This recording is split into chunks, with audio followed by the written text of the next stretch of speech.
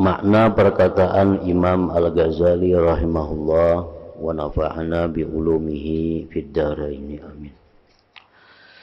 Maka jikalau kamu mengatakan sungguh telah mendatang ayat-ayat Al-Qur'an dan hadis-hadis Rasulullah sallallahu alaihi wasallam tentang ridha dengan keputusan Allah, ridha dengan takdir Allah Ta'ala. Ayat Quran, hadis Nabi memerintahkan kepada kita untuk ridha dengan takdir Allah, ridha dengan ketentuan-ketentuan Allah. Nah, maka jikalau perbuatan-perbuatan maksiat itu bukan qada'ullah, bukan takdir Allah, maka itu mustahil. Dan itu merusak pada tauhid. Kalau ada orang yang mengatakan bahwa maksiat itu bukan takdir Allah, maka itu orang yang rusak tauhidnya. Maksiat bukan takdir Allah, maka orang ini orang yang rusak tauhidnya. Sebab dia menyatakan bahwa ada pada alam ini sesuatu yang tidak dikehendaki oleh Allah. Berarti dia mengatakan bahwa ada terjadi di alam ini sesuatu yang tidak dikehendaki Allah. Nah itu kalau kita beriktikad demikian itu bisa menyebabkan kita kafir. Berarti Tuhan itu ada kelemahan. Karena ada terjadi sesuatu yang tidak dikehendaki. Nah, kan lemah tuh ngarannya. Sedangkan Tuhan mustahil dari sifat lemah. Nah, lalu segala sesuatu apapun yang terjadi pada alam ini, baik itu taat, baik itu maksiat, itu adalah memang dikehendaki oleh Allah Subhanahu wa Ta'ala. Nah itu yang bujur, itu yang benar. Nah masalahnya kalau kita ini ridha dengan perbuatan taat, nah itu mudah. Orang ada berbuat taat, itu kita senang karena itu adalah kehendak Allah, itu mudah. Tapi bagaimana kalau kita ini melihat suatu maksiat, melihat suatu kekafiran yang ada pada alam ini. Nah, apakah kita mesti benci dengan maksiat itu? Apakah kita benci dengan kekafiran itu? Nah, ini yang jadi permasalahan dalam bab kita ini.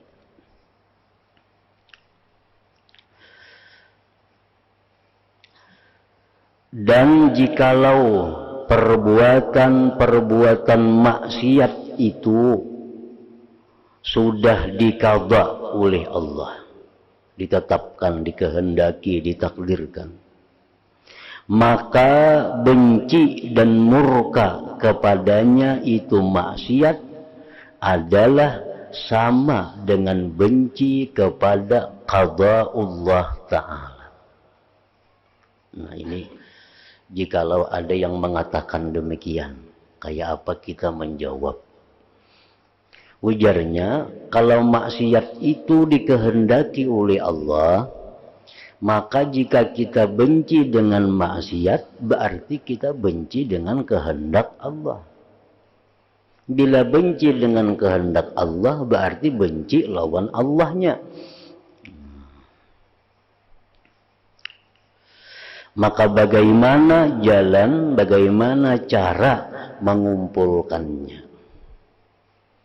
Kayak apa cara menghimpunkan antara benci dan ridha dalam satu perkara? Kayak apa caranya supaya maksiat itu kita benci sekaligus ridha? Nah, kayak apa caranya? di mana ia bertentangan pada segi ini. Dan bagaimana mungkin bisa mengumpulkan antara ridha dan benci pada sesuatu yang satu? Kayak apa caranya? Maksiat dibenci iya, diridai iya. Nah, kawala menghimpunakan dua itu yang berlawanan pada satu sesuatu. Maksiat sesuatu yang satu. Benci iya, ridha iya. Nah, kayak apa caranya?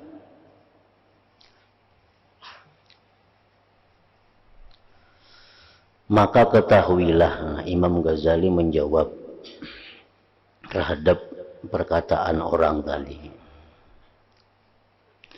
bahwa masalah ini termasuk yang samar, termasuk yang tidak nampak artinya, atas orang-orang yang lemah, orang-orang yang akalnya lemah. Memang sulit inya bisa mencerna, bisa memahami itu. Yang pendek dari mengetahui rahasia-rahasia ilmu. Dan sungguh samar, tidak nampak atas suatu kaum, sehingga mereka berpendapat bahwa diam dari perbuatan-perbuatan munkar itu suatu makam dari makam-makam riba, dan mereka menamainya dengan husnul khuluq. Itu bacaannya. Dan mereka menamainya dengan husnul khuluq. Bahkan ada mazhab golongan yang mengatakan bahwa apabila kita melihat kemunkaran, kita melihat kemaksiatan, kita diam. Itu menunjukkan bahwa kita ridha dengan maksiat yang dikehendaki oleh Allah itu. Dan itu merupakan sesuatu budi pekerti yang baik, ujar pendapat satu kelompok manusia ini. Anda berpendapat ke itu? Jadi kita melihat yang munkar, kada usah ditagur, itu kehendak Allah juga. Anda melihat maksiat, kada perlu ditagur, itu kehendak Allah juga. Nah, ujarnya itu satu kedudukan yang tinggi. Kalau kita bisa demikian.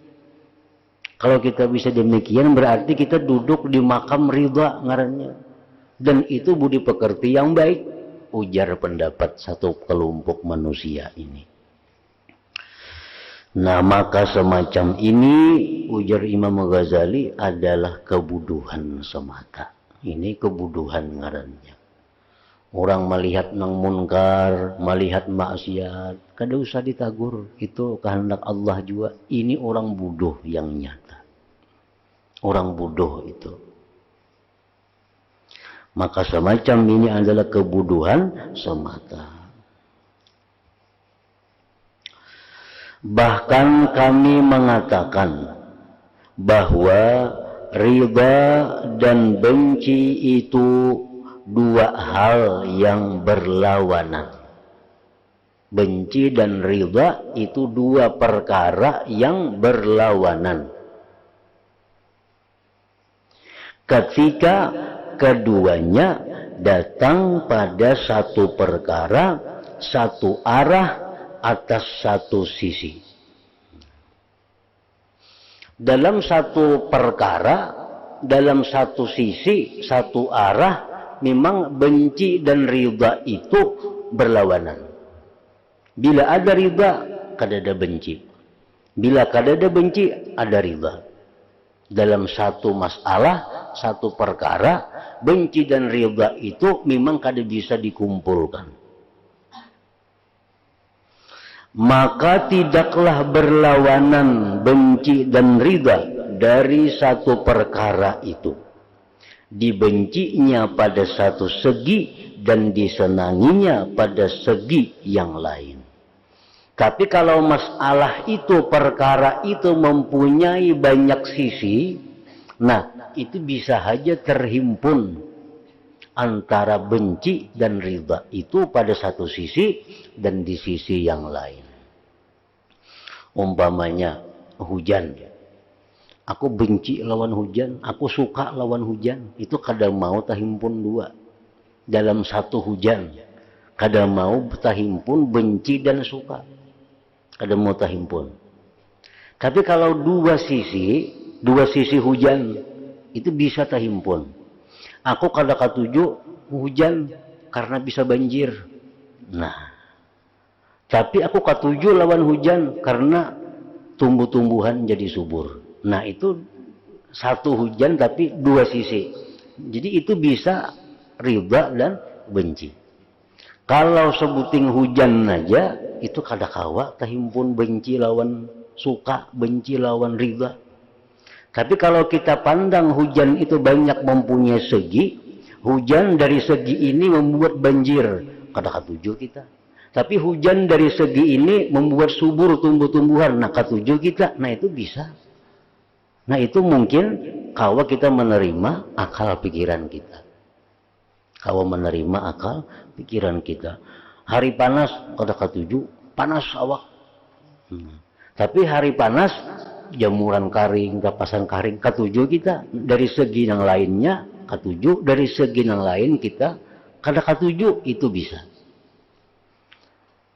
Nah sama maksiat tadi. Maksiat itu banyak mempunyai segi-seginya. Kalau dipandang dari satu sisi maksiat, itu kita kadang mungkin kawa riba dan benci. Tapi kini kita pandang segi ini. Di mana andaknya benci, di mana andaknya riba dengan satu kemaksiatan itu.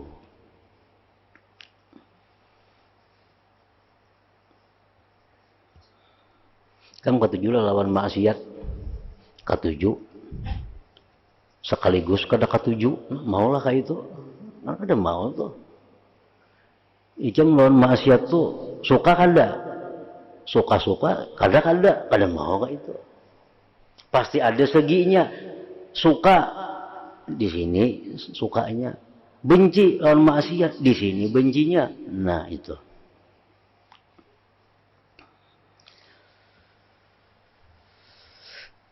Karena, nah ini contohnya, terkadang mati musuhmu.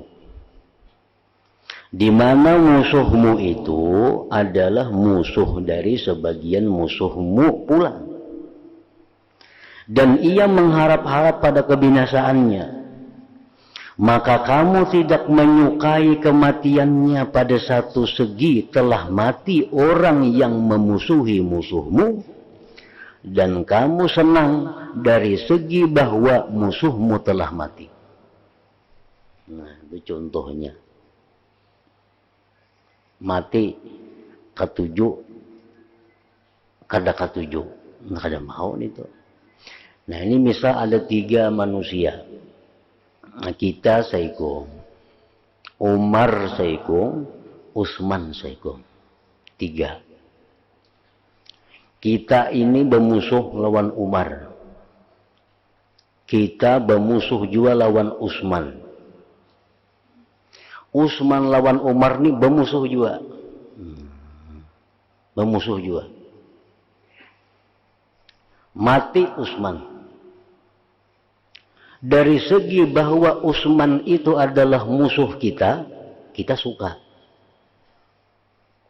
Tapi dari segi bahwa Utsman ini adalah musuh daripada musuh kita juga, kita kalah ketujuh Utsman itu mati. Nah, itu contohnya. Jadi maksiat itu macam itu. Kita benci dengan maksiat dari sisi ini, kainaknya tuh. Kita riba dengan maksiat dari sisi yang lainnya. Umar, Utsman itu bermusuhannya. Bermusuhan berdua itu. Kita pun musuh juga lawan yang berdua itu. Mati Utsman. Kalau dipandang Utsman itu musuh kita, kita ketujuh ini mati. Tapi kalau kita pandang bahwa Utsman ini musuh juga lawan musuh kita, kada ketujuh kita mati Utsman itu. Nah, jadi matinya ya mati juga, Utsman juga, cuma dari segi-seginya mana kita nang ketujuh, dari segi mananya kita kada ketujuh. Ya macam hujan tadi. Kadang alih kita memikirkan macam hujan. Nah, Kita pandang bahwa hujan ni maulah banjir, kada katuju kita. Memang kita pikirkan hujan ni maulah orang bahuma, orang bertanam nyaman, katuju kita. Hujannya ya hujan yang itu-itu jua.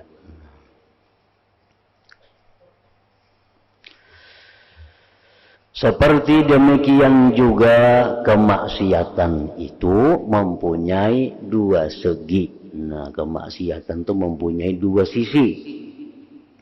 Satu, segi yang tertuju kepada Allah Ta'ala.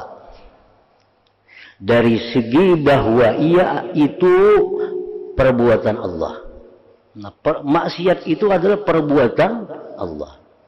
Karena tidak ada yang berbuat selain Allah. Bila orang mengatakan ada selain Allah yang bisa berbuat, syirik itu. Karena kita tauhid bil af'al, mentauhidkan Tuhan dalam segala perbuatan. Yang hanya bisa berbuat itu adalah Allah. Itu sudah keyakinan kita. Karena sifat Tuhan wahdaniyat esa. Esa dalam perbuatan, esa dalam zat, esa dalam sifatnya. Nah, jadi maksiat itu adalah dari segi bahwa maksiat itu perbuatan Allah. Ikhtiarnya dan iradatnya Allah. Maka ia riba dengan yang demikian dari segi ini. Karena menyerahkan dari apa yang dimiliki dijalankannya maksiat kepada yang memiliki mengatur dari perbuatan itu. Dan ia riba dengan apa yang diperbuat padanya. Jadi kita maksiat ini kita wajib ridha, wajib setuju dari segi bahwa maksiat itu ciptaan Allah. Wajib kita setuju. Kita wajib setuju Allah menciptakan maksiat. Wajib setuju. Kada katuju, kada boleh kita. Nah, keberatan Tuhan menciptakan maksiat, maulah kah itu? Kada mau. Nah, kita wajib setuju bahwa Allah menciptakan maksiat. Wajib ridha Allah menciptakan maksiat. Yang kedua, kita wajib ridha bahwa Allah yang menentukan si fulan itu ahli maksiat. Nah, wajib kita ridha.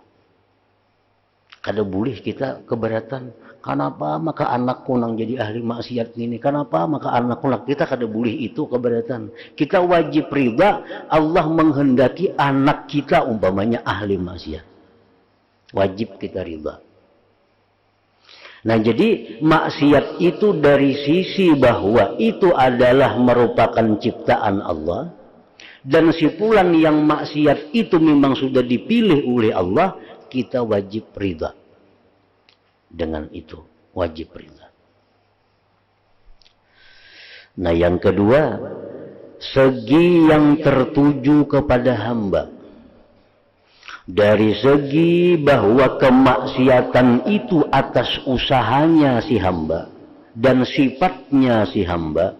Dan tanda keadaannya hamba dimurkai dan dibenci di sisi Allah. Sekira-kira dia Allah menguasakan kepadanya hamba sebab-sebab menjadi jauh dan dimurkai, maka ia dari segi ini diingkari dan dicela. Nah, jadi maksiat itu apabila kita pandang bahwa maksiat itu merupakan kasbul abdi, maksiat itu usaha si hamba. Bila kita saksikan bahwa hamba itu yang maksiat tadi orang yang dimurkai oleh Allah, nah di situ kita menentang dengan kemaksiatan. Nah di situ kita benci dengan kemaksiatan. Kenapa kita benci dengan kemaksiatan? Benci dengan orang-orang yang maksiat. Karena orang maksiat itu orang yang dimurkai oleh Allah. Nah itu bujur. Kenapa ikan katuju lawan maksiat? Aku katuju lawan maksiat dari segi bahwa itu adalah ciptaan Allah Subhanahu wa ta'ala.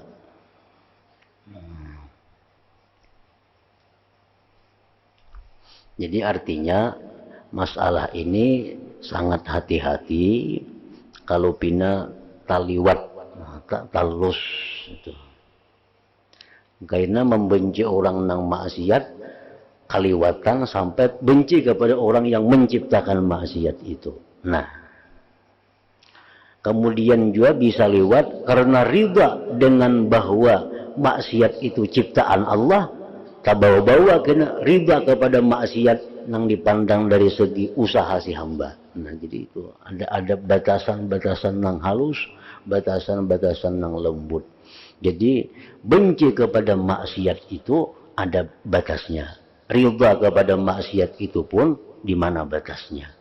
Nah, jadi dengan demikian ada bertentangan antara ridha dan benci di dalam kemaksiatan itu. Anak kita ditimpakan Tuhan ahli maksiat, kita terima, kita ridha itu. Kita kadang mengeritik Tuhan, ya Allah kenapa anakku ini jadi ahli maksiat? Kada perlu itu. Itu kada boleh, kita kada ridha dengan takdir Allah. Kenapa anakku yang jadi nangka ini? Kenapa anakku, maka aku sudah sembahyang tahajud, sudah mendoakan ini tiap malam. Kenapa maka anakku yang jadi nangka ini? Nah, itu kada boleh itu. Karena itu menyalahkan Allah yang menentukan anak ini yang jadi ahli maksiat. Itu kada boleh. Tapi bila kita pandang bahwa maksiat itu adalah sifat si anak, maksiat itu adalah merupakan sebab anak ini dimurkai oleh Allah, nah kita benci dengan maksiat itu. Kita pandang dari segi itunya.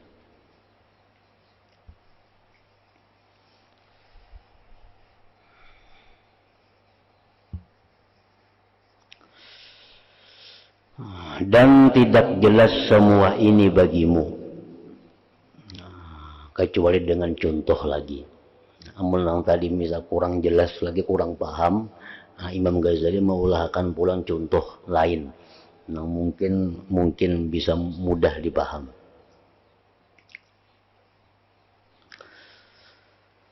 Maka marilah kami umpamakan pada seseorang yang dicintai dari makhluk. Ya, ada makhluk, Fulan ini dicintai. Ia mengatakan, si Fulan yang dicintai ini mengatakan di hadapan orang-orang yang mencintainya. Ujar si Fulan, sesungguhnya saya menghendaki membedakan kamu semua. Aku hendak membedakan ikam sekalian. Mana di antara kalian yang benar-benar mencintaiku dan mana di antara kalian yang membenciku. Saya tegakkan, buatkan ukuran yang benar dan timbangan yang tepat. Nah, ujar si Fulan nih, lawan orang-orang yang ada ini. Aku hendak mengetahui ikam, nang mana ikam yang bujur-bujur cinta lawan aku, nang mana di antara ikam ini nang benci lawan aku. Ini aku hendak maulah ukurannya, hendak maulah ujiannya di mana. Yaitu, ujar si Fulan tadi, saya mencoba pada si Fulan. Saya mencoba pada si Fulan, pada seseorang. Saya menyakitinya dan saya memukulnya. Sehingga memaksanya dengan yang demikian itu kepada mencaci makiku. Sehingga apabila ia memakiku, niscaya saya membencinya dan menjadikannya sebagai musuhku. Ujar si Fulan nih, lawan orang-orang nang di hadapannya. Ini aku hendak memukul seseorang. Nah, orang ini kina bila ku pukul, lalu inya mencaci maki lawan aku. Karena inya mencaci maki lawan aku, lalu inya ku benci dan ku jadikan musuhku. Ini kayak itu kehendaknya, kehendak si Fulan nih. Aku pukul Saikong, lalu nang dipukul mencaci maki lawan aku, lalu aku benci lawaninya dan ku jadikan musuhku. Maka setiap orang yang mencintainya, saya tahu bahwasanya ia adalah musuhku juga. Ujar si Fulan. Siapa yang mencintainya, itu musuhku. Dan setiap orang yang membencinya, saya mengetahui bahwa ia adalah kawan dan orang yang mencintaiku. Nah itu. Padahal ini sudah diatur oleh si Fulan ini. Fulan ini sudah mengatur dan sudah merancang. Kayaknya ada orang nang kupukul, imbah kupukul lalu inya menyari-nyari lawan aku, lalu inya ku benci, lalu inya jadi musuhku. Siapa yang mencintai inya, berarti inya musuhku. Siapa yang membenci inya, berarti ia kucintai. Nah itu.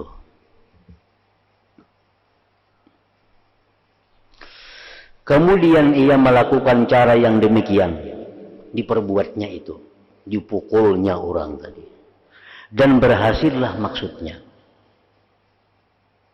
Daripada caci makian yang menjadikan sebab kebencian, dan berhasillah kebencian yang menjadikan sebab permusuhan.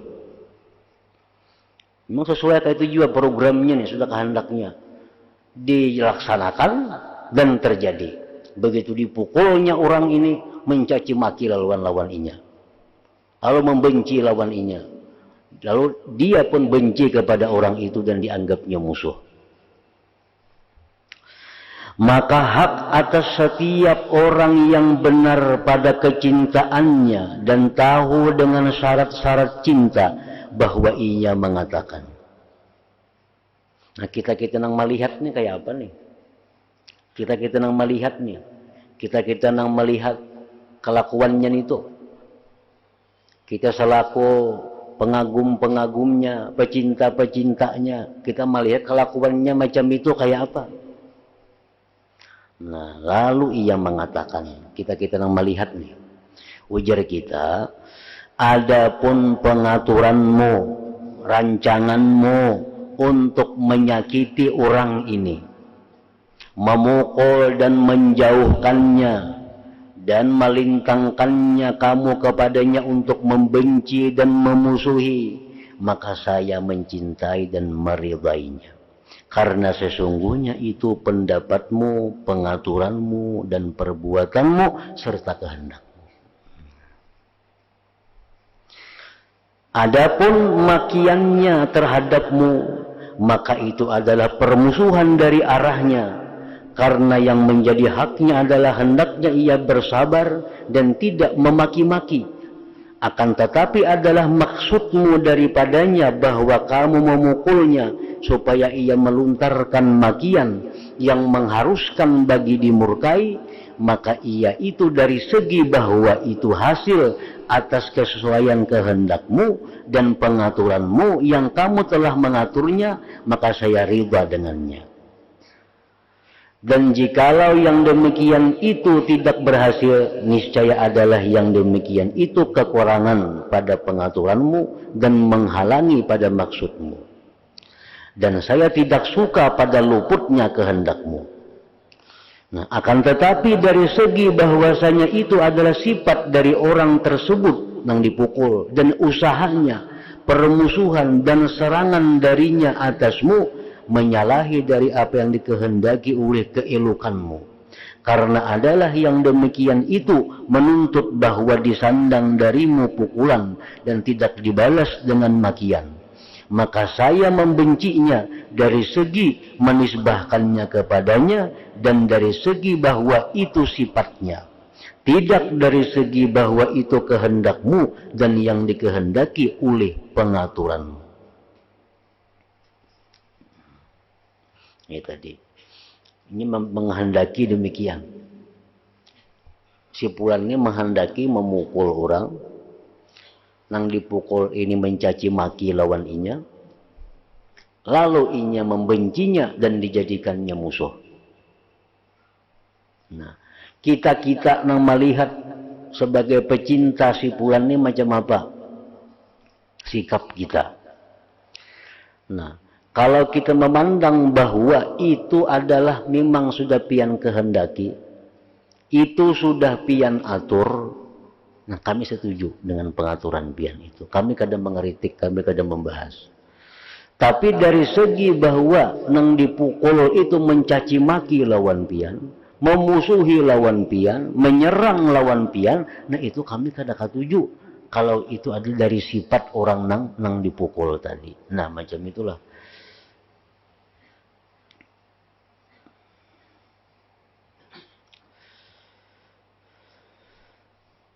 Karena sesungguhnya itu adalah kehendakmu, dan saya atas menyamaimu juga membencinya. Karena syarat bagi orang yang mencintai itu adalah ia mencintai orang yang dicintai oleh orang yang dicintainya, dan memusuhi bagi musuh orang yang dicintainya. Itu syaratnya cinta. Syaratnya cinta itu mencintai orang-orang yang dicintai orang yang dicintainya, dan memusuhi orang-orang yang dimusuhi oleh orang yang dicintainya. Adapun kebencian kepadamu, maka saya meridainya dari segi bahwa kamu telah menghendaki bahwa ia membencimu, karena kamu menjauhkan dari dirimu dan kamu kuasakan atasnya pengajak-pengajak kebencian. Dipukul, lalu mencaci maki. Akan tetapi saya membencinya dari segi bahwa itu sifat orang yang dibenci, usaha dan perbuatannya, dan saya murka kepadanya karena yang demikian itu. Maka ia kumurkai karena ia murka kepadamu, dan kebenciannya dan murkanya kepadamu juga pada hakku kubenci dari segi bahwa itu sifatnya, dan semua yang demikian dari segi bahwa itu adalah kehendakmu, maka ia kusukai. Jadi artinya ringkasnya bahwa maksiat itu, kalau kita pandang bahwa maksiat itu kasbul abdi, usaha si hamba, kita benci kepada maksiat. Tapi kalau kita pandang bahwa maksiat itu adalah ciptaan dari Allah, kita ridha dengan ciptaan Allah Subhanahu wa ta'ala. Jadi artinya dalam setiap memandang maksiat, nah itu kita menggunakan dua mata. Kada bisa dalam menghadapi satu maksiat itu hanya satu mata yang dipakai. Mesti dua mata. Mata zahir, mata batin. Mata zahir memandang perilaku hamba, usaha hamba, kita benci terhadap kemaksiatan. Mata batin kita melihat bahwa maksiat itu adalah diciptakan oleh Allah, ditentukan oleh Allah, dan kita ridha dengan demikian itu. Nah, bila kada bagampir dua mata itu, kita salah dalam menghadapi suatu kemaksiatan. Mata zahir untuk yang zahir, mata batin untuk yang batin. Jangan terpaling. Ini kayaknya nang zahir, usaha si hamba nang maksiat nih dihadapi dengan batin, nah tuh luput sudah. Lalu kena riba aja dengan maksiat, ketujuh bahkan mendukung lawan maksiat karena itu kehendak Tuhan juga. Nah, ini nang mata batin dipakai kepada yang zahir. Mestinya nang zahir itu dipakai mata zahir, benci dengan kemaksiatan, karena nang dilihat mata zahir adalah usaha si hamba, perbuatan si hamba. Tapi yang dilihat mata batin bahwa itu perbuatan Allah, ridha dengan demikian. Nah, bila kalahkah itu, maka menghadapi suatu kemaksiatan kita salah. Jadi amar ma'ruf, nahi munkar. Nah, itu mesti demikian. Mesti dengan dua mata tadi, bermain kedua-duanya, mata zahir dan mata batin. Jadi menguasakannya Allah akan pengajak-pengajak syahwat dan maksiat atasnya, sehingga yang demikian itu menariknya kepada suka perbuatan maksiat, dan kesukaan menariknya kepada perbuatan maksiat itu menyamai akan pukulan orang yang dicintai bagi orang yang telah kami jadikan contoh tadi, supaya ia didorong oleh pukulan itu kepada kebencian, dan kebencian kepada kemakian, dan kemurkaan Allah Ta'ala bagi orang yang berbuat maksiat kepadanya. Meskipun kemaksiatan itu dengan pengaturannya Allah. Meskipun kemaksiatan itu dengan pengaturannya ini menyerupai kebencian orang yang dibenci kepada orang yang mencacinya.